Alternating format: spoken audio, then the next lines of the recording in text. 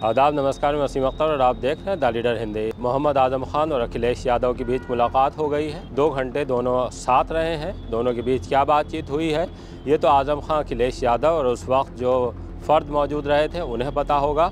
लेकिन जिस तरह से दोनों ने एक दूसरे के लिए अपनायत दिखाई है उससे साफ जाहिर हुआ है कि जिस तरह की खबरें आ रही थी कि आजम खान अखिलेश यादव से नाराज़ हैं, वो नाराज़ थे या नहीं थे ये तो उनकी बातों से आपको महसूस हुआ होगा। लेकिन आज जिस तरह से बातचीत की गई है, आजम खान ने जिस तरह से अखिलेश यादव का हाथ पकड़ा है और उन्हें खींचते हुए अपने घर के अंदर ले गए हैं, ऐसे ही नज़ारे तब देखने को मिलते थे जब नेताजी हुआ करते थे। नेताजी आजम खान का इसी तरह से हाथ पकड़ लिया करते थे।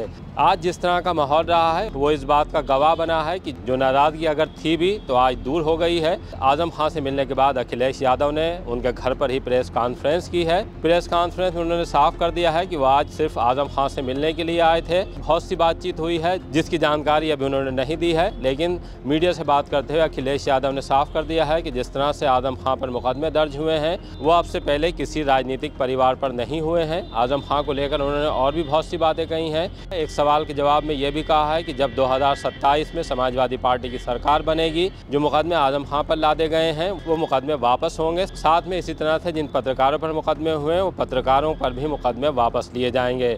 बहुत कुछ कहा है अखिलेश यादव ने, आइए आपको सुनवाते हैं। मैं पहले नहीं पहुंच पाया था।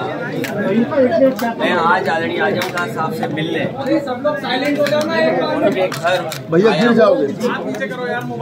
और उनके स्वास्थ्य को लेकर और इधर उनका स्वास्थ्य भी बहुत अच्छा दिया। और आदरणीय आजम खान साहब बहुत पुराने नेता हैं। पुराने नेताओं की बात ही कुछ और है, पुराने लोगों की बात ही कुछ और होती है। ये हमारी पार्टी के दरख्त हैं, इतनी गहरी जड़ें और उतना ही गहरा उनका साया भी हम लोगों के साथ हमेशा रहा है। और ये बड़ी लड़ाई है, उसमें हम सब लोग मिलकर के लड़ेंगे। उनका स्वास्थ्य अच्छा हो, उन्हें न्याय मिले और शायद देश के इतिहास में और पॉलिटिकल कैरियर के इतिहास में पता नहीं भारतीय जनता पार्टी कौन सा गिनीज वर्ल्ड रिकॉर्ड बनाना चाहती है, कौन सा वर्ल्ड रिकॉर्ड की पॉलिटिकल परिवार आदरणीय आजम खान साहब पे सबसे ज्यादा केस लगे। कोई अगर दूसरा परिवार ऐसा हो उनके ऊपर गलत केस लगे, उनके पत्नी पर बेटा अब्दुल्ला और उनके परिवार के और जितने भी साथी थे उन सब पर सरकार ने झूठे मुकदमे लगाए हैं।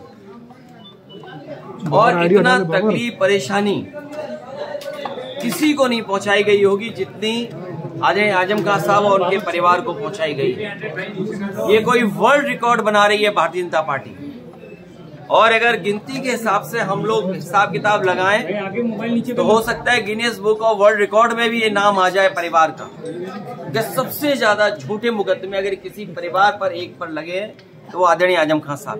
तो नाराजगी दूर हुई, जो ये बात भी सामने आ रही थी कि नाराज है आजम खान जी से, कोई मिलने नहीं आया। मैंने आपसे कहा कि पुराने लोग, पुराने समाजवादी जो नेताजी के साथ रहे और जो नेताजी के साथ उनकी बात ही अलग होती है।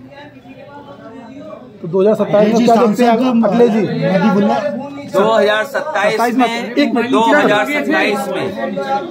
2027 में सरकार बनने जा रही है और पीढ़ी की आवाज बुलंद होगी कि कोई कल्पना कर सकता है कि सुप्रीम कोर्ट में जज साहब के ऊपर भी जूता फेंक दिया गया हो या जूता निकाला गया हो। हालांकि वो बात यहाँ करने की नहीं है। आज मैं आदरणीय आजम खान साहब का हालचाल लेने आया था क्योंकि जेल नहीं पहुंच पाया था, इसलिए मैं मिलने आया था। और लगातार हम लोग मिलते भी रहेंगे। लेकिन जो सुप्रीम कोर्ट में हुआ है ये समाज में कहीं न कहीं एक संदेश जा रहा है कि पीडीए के लोग कहीं बैठे हों जीवन में कभी न कभी अपमानित होते हैं। और ये बात मैं पहली बार नहीं कह रहा हूँ। एक बार विधानसभा में मैंने ये बात कही कि जो पिछड़े दलित, अल्पसंख्यक, मुसलमान भाई, आदिवासी जो पीडीए परिवार है वो एक सूत्र में बंधा हुआ है अपनी पीड़ा से, वो अपमानित महसूस करता है और इस सरकार में अपमानित हो रहा है लगातार। सर बरेली जा रहे हैं क्या? वहाँ पे मुलाकात करेंगे जो लोग जो हिंसा हुई जो घटना हुई? मैं अभी केवल आदरणीय आजम खान साहब से मिलने आया, उनका हालचाल लेने आया। तो गिले शिकवे अब दूर होगा इसका मतलब? मैंने आपसे कहा कि आदरणीय आजम खान साहब हमारे पुराने ये आपको सूचना मिली कहाँ से?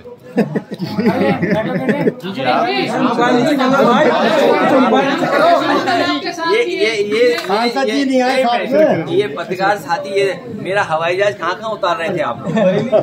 नहीं अखिलेश जी यहाँ भी उतार रहे थे। अखिलेश जी रामपुर सांसद नहीं आया आपके साथ में? रामपुर सांसद नहीं आया आपके साथ? नदवी साहब मैं अकेला आया हूँ मिलने। मेरा बेटा भी नहीं है।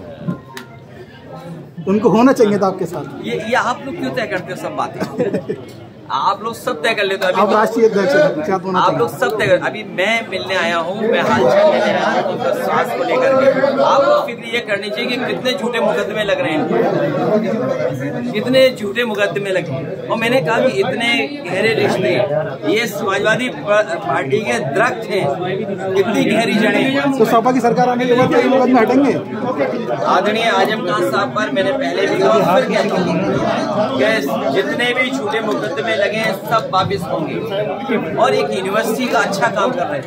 2027 में सरकार बनेगी। हम आप लोग इस समय के लोगों की मदद करेंगे, बल्कि आने वाली पीढ़ी का भी भाग्य सुधरेगा। 2027 में कितना मजबूत मान रहे हैं? यूनिवर्सिटी को जो लोग बर्बाद कर रहे हैं, वो समाज में हर चीज को बर्बाद करना चाहते हैं। तो सर 2027 में कितना मजबूत मान रहे हैं अखिलेश जी? इतना मजबूत हैं कि भारतीय जनता पार्टी को जनता हटाने जा रही है। इस बार देखिएगा, जनता आगे होगी और पॉलिटिकल पार्टी पीछे दिखाई देगी। और ये जो आई लव मोहब्बत वाला चल रहा है, इसमें क्या करना चाहिए? ये पूरा ये नहीं, देखिए ये आप इशू इसलिए बदलना चाहते हो, कारण आपके कुछ भी हो सकते हैं। आज केवल आप इतना ही रखिए कि हमारी बातचीत, मिलना और मिल करके बजाय। अखिलेश जी एक छोटा सा सवाल है। आपने कहा बहुत सारे मुकदमे इसमें राजनीति से प्रेरित भी हैं और आजम खान साहब भी कहते रहे। आपकी सरकार बनेगी तो क्या इन मुकदमों पर पुनर्विचार आप करेंगे मुख्यमंत्री के तौर पर? आदरणीय आजम खान साहब के और बहुत सारे लोग ऐसे हैं, आप में प्रेस में भी बहुत सारे लोग हैं, अभी दिख नहीं रहा मुझे, नहीं, इसमें बहुत सारे प्रेस के लोग हैं जिन पर झूठे मुकदमे हैं। जी, ये दिल्ली से आए हैं, ये जानते हैं कितने पत्रकार साथियों में झूठे मुकदमे हैं। आप लोग अगर प्रशासन का साथ देते हो, सर तो क्या मीडिया पर लगे मुकदमे वापस होंगे? मुकदमे नहीं होंगे, प्रशासन वो भी वापस होंगे और तुम्हारा स्वास्थ्य का भी ध्यान रखा जाएगा। बहुत बढ़िया।